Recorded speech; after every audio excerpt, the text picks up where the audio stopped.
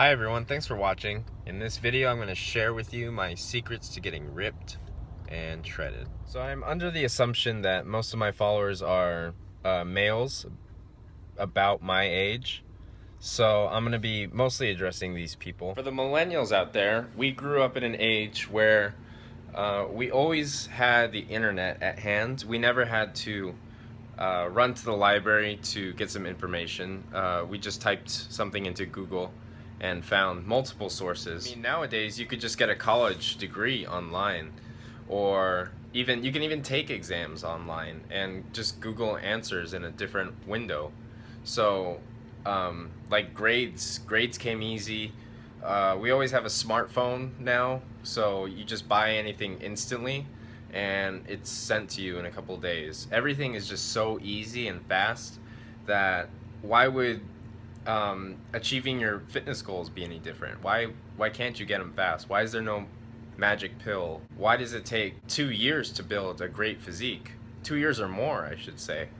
And that is the biggest reason why kids my age do not stick with fitness, is because the results that they were looking for are just so painstakingly slow that they just give up altogether. It's not even worth their time. That speaks for the generation, since at the beginning you see the most results. So you should be excited in the beginning because you're changing like week by week instead of year by year like me, who's been doing this for a while. All that being said, to get ripped, it's really important to build a foundation to cut down to. You can't just start your fitness journey with a cut.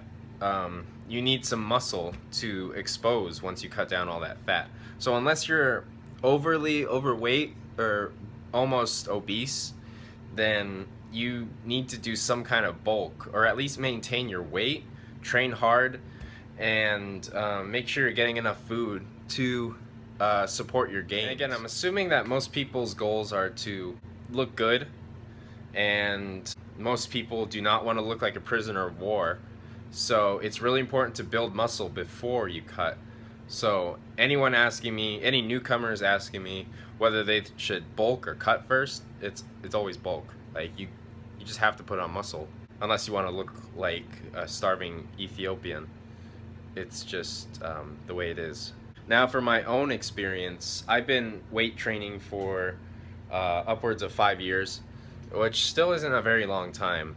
So when I first started, I wasn't very dedicated, but when I went full throttle, 100% commitment into bodybuilding and obsessing over maximizing the results I was getting, I did 5 things, and I stuck with those things still do them actually. So this is about two and a half years ago, when I saw how tangible physique competition was. I started training for that, just building up that muscle. So when I first made the 100% commitment to making gains, I was a freshman at San Diego State University, which is one of the biggest party schools in the nation.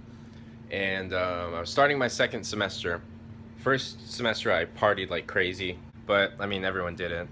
Not rationalizing, but second semester I got my shit together, and the first thing I did was stop drinking. So alcohol is terrible for building muscle, and also awful for keeping good definition. When I went to Italy last year, I was drinking red wine a lot. I noticed I was getting, like, my definition was going away and I was getting soft. So alcohol is bad, okay? So stop it. And the second thing I did was get my sleep patterns under control. I got an actual sleep schedule. So the first semester, my partying semester, weekends I would sleep till like anywhere from 12 p.m. to 3 p.m. And then I would stay up till 1 or 2 in the morning. And I would go to the gym at like 12 at night. It was just like, it was awful, and I felt really bad and crappy. So second semester, I was sure to get a hold of my rest and recovery in sleeping at least 8 hours a day. So I would go to sleep really early at like 9 or 10, wake up at 6, go work out before my classes, and I just built a routine. The recovery is the most overlooked part of any person's fitness goals, whether it's endurance, strength, or bodybuilding. You gotta get ample amounts of sleep. So that's what I did, was sleep a lot. So the third thing I did to maximize my gains was train really hard and really heavy. Now, in my partying semester, I still like to work out. I just wasn't training as hard as I should have been. I was going maybe like 5 times a week, but now I'm going 6 times a week, being consistent, making sure that I'm progressing in strength, volume, or intensity. And one thing I noticed about how I used to train is that I was resting too long. So that's gonna take out the intensity of your workout. You gotta keep your rest periods short and only as long as you need them to maximize the muscle stimulus to ensure you're getting gains. So that's what I did, was train hard and heavy. I tracked all my workouts, made sure I was progressing week by week in my strength and volume. Fourth thing I did to maximize my gains was eat a lot. I ate as much as I could, and I do not suggest that to most of my viewers, because if you eat as much as you can, then you're gonna get fat.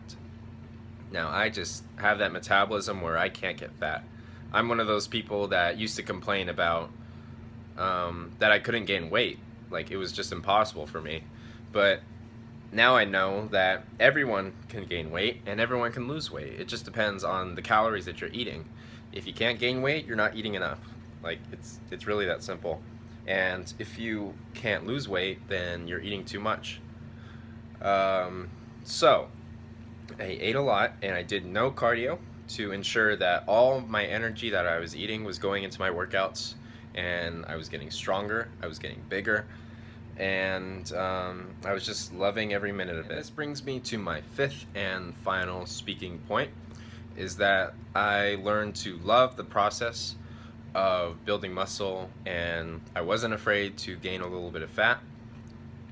I was content with my strength numbers going up and my weight on the scale going up, my definition going down, but my circumference measurements, my arms were getting bigger, my legs were getting bigger, everything was getting, I was progressing exactly as I needed to be, and I was loving it.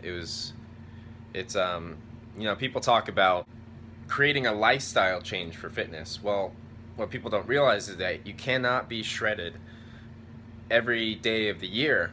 So what are you going to do? Only like yourself 1 month of the year when you are shredded?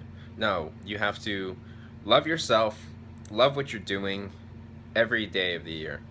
So that's my take. I know this entire time I've been talking about the opposite thing of what people wanted to see, how to get ripped. I was talking about bulking that entire time. Well, you can't cut without bulking. Like I've said, you're just gonna look like a starved person. So to cut, eat less. You just have to eat less calories than you need. If you Google how to lose weight, you're probably gonna find some keto diet where it tells you to stop eating carbs, to limit your carbs to a certain time of day, and that's all fine and stuff.